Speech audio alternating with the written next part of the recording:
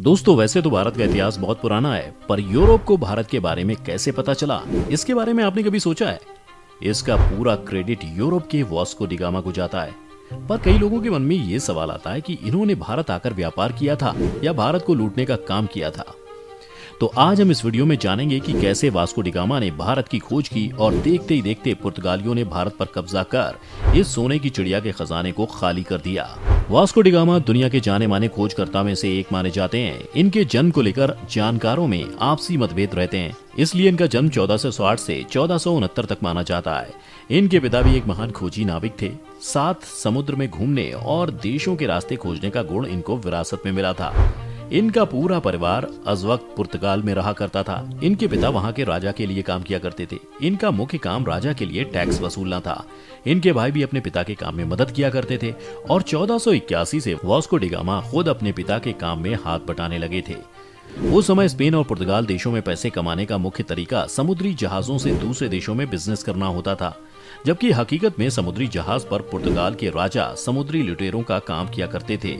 1942 में पॉप ने Vasco D gamma को भी व्यापार के लिए समुद्री यात्रा पर भेजा और उसने करीब 171 लोगों के साथ अपनी यात्रा को शुरू कर दिया। वास्को डी गामा व्यापार के लिए 1497 में समुद्री यात्रा करता हुआ 170 आदमियों के साथ साउथ अफ्रीका के लिबस्र पहुंचा। पहली बार करीब 10,000 किलोमीटर की यात्रा कर 3 महीने के बाद वो साउथ अफ्रीका पहुंचा। साउथ अफ्रीका में उसको लूटने के लिए कुछ नहीं मिला और वो आगे निकल पड़ा और अफ्रीका महाद्वीप के कुछ और देशों में होते हुए अंत में मिलिंदी से 1498 को रवाना हो गया।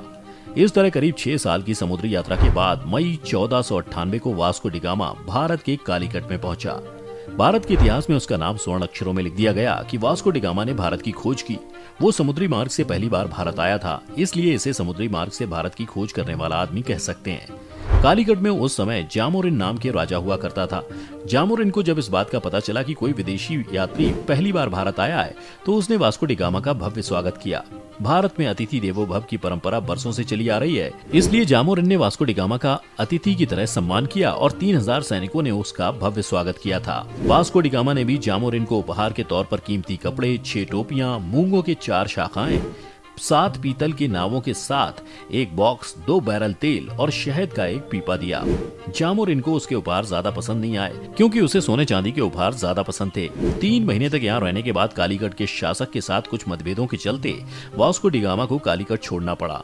वहीं इस दौरान वास्को डी गामा द्वारा भारत की खोज की खबर फैलने लगी, जिसके बाद भारत पर कब्जा जमाने की मंशा से यूरोप के कई राजा और व्यापारी भारत में आए और अपना अधिकार जमाने की कोशिश की। यही नहीं, पुर्तगालियों की वजह से ही ब्रिटिश लोग भी भारत आने लगे थे। हालांकि इसके बाद वास्को डी गामा मालिंदी के लिए निकले और 8 जनवरी 1499 को वे अंजी द्वीप दधीप पहुंचे। अरब सागर को क्रॉस करने में उन्हें लगभग 3 महीने का लंबा वक्त लगा, जिसकी मेन वजह मानसून की हवाएं थीं। वो इस वक्त इनके खिलाफ बह रही थीं, जिस वजह से इनको हवाओं के विपरीत चलना पड़ रहा था। इस दौरान उनके अभियान दल के कई सदस्य गंभीर बीमारी की चपेट में आ गए और करीब 120 लोगों की मृत्यु हो गई। 1502 में वास्को डी गामा की दूसरी समुद्री यात्रा की शुरुआत हुई। इस बार उन्होंने एडमिरल के रूप में करीब 10 जहाजों का नेतृत्व किया, जिसमें हर जहाज की मदद के लिए करीब 9 बेड़े थे। अपनी दूसरी समुद्री यात्रा को आगे बढ़ाते हुए 14 जून 1502 को वास्को डी गामा का यह बेड़ा पूर्वी अफ्रीका के सोफला पोर्ट पर पहुंचा। इसके बाद वे दक्षिणी अरब तट का चक्कर लगाते हुए गोवा पहुंचे। वहीं दक्षिण पश्चिम भारत में कालीकट के उत्तर में स्थित कंत्रागोर पोर्ट में वे अरबी जहाजों को लूटने के इंतजार में रुके। इस दौरान उन्होंने माल से लदे अरबी जहाज का माल जब्त करने के बाद उसमें आग लगा दी। ये वास्को डी गामा के व्यावसायिक जीवन का सबसे भयावह और दिल दहला देने वाली घटना थी।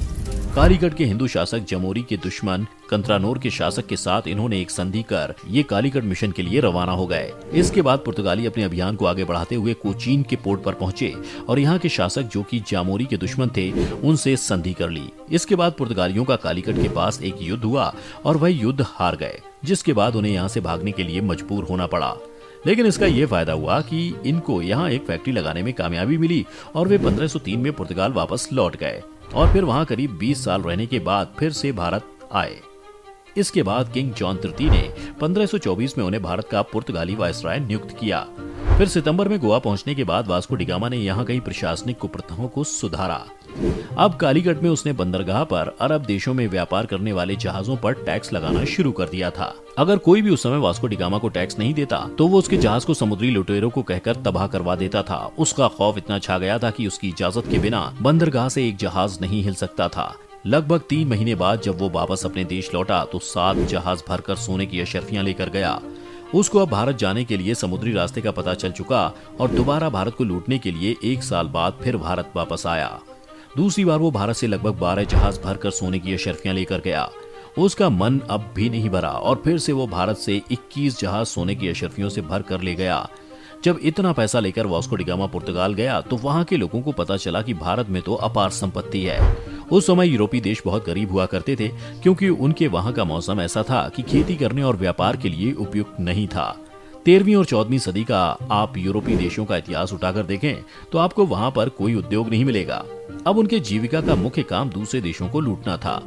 वास्को डी गामा अपनी आखिरी भारत यात्रा के दौरान मलेरिया की चपेट में आ गया, जिससे 24 दिसंबर 1524 को कोच्चि में 55-56 वर्ष की उम्र में उसकी मौत हो गई। उसका शव को पुर्तगाल लाया गया। लिस्बन, जहां से उन्होंने अपने भारत यात्रा की शुरुआत की थी, वहां पर उसका स्मारक बनाया गया है। इस तरह करीब 2 दशक तक पुर्तगालियों ने भारत में होने वाले समुद्री व्यापार में अपना एक तरफा राज कायम रखा। फिर 16वीं सदी में ब्रिटिश ने इनके राज को खत्म कर ईस्ट इंडिया कंपनी की स्थापना कर दी। इसकी मृत्यु के बाद इनकी लाश को कोच्चि के किले में दफनाया गया था और बाद में साल 1538 में इनकी कब्र को दोबारा खोदा गया और इनकी लाश को पुर्तगाल ले जाकर दफना दिया गया। वहीं लिस्बन में आज भी वास्को के नाम से एक स्मारक मौजूद है। कहा जाता है इसी जगह से इन्होंने अपनी भारत की यात्रा शुरू की थी। दरअसल जानकारों का कहना है कि 1492 में नाविक राजकुमार हेनरी की नीति का पालन करते हुए किंग जॉन ने एक समूह बनाकर भारत जाने के लिए समुद्री मार्ग खोजने की योजना बनाई ताकि पुर्तगाल के लिए एशिया का मार्ग खुल सके। इनकी इस योजना का मकसद मुस्लिमों को पीछे छोड़ना था, क्योंकि उस वक्त भारत और अन्य पूर्वी देशों में व्यापार करने में इनको एकाधिकार था।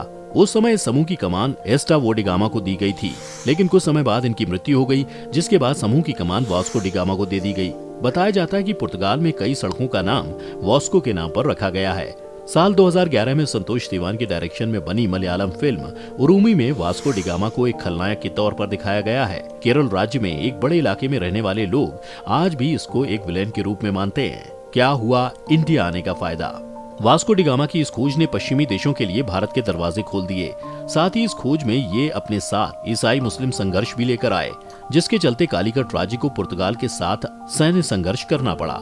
इस खोज के पूरे होने के बाद वास्को डी गामा को पुर्तगाल में राजकीय सम्मान दिया गया और उसे राजकीय उपाधि भी दी गई। काली मिर्च ले गए और हरी मिर्च दे गए। वास्को डी गामा भारत से काली मिर्च पुर्तगाल ले जाते थे। उस समय तक भारत में हरी मिर्च की खेती नहीं होती थी। भारत में हरी मिर्च को पुर्तगाली ही 16वीं सदी में लेकर आए थे, जिसके बाद आज भारत हरी मिर्च का सबसे बड़ा उत्पादक बन गया है। आपको हमारा ये वीडियो कैसा लगा? अगर अच्छा लगा हो तो इसे लाइक करना ना भूलें और अगर चैनल पर नए हैं तो चैनल को सब्सक्राइब जरूर कर लें।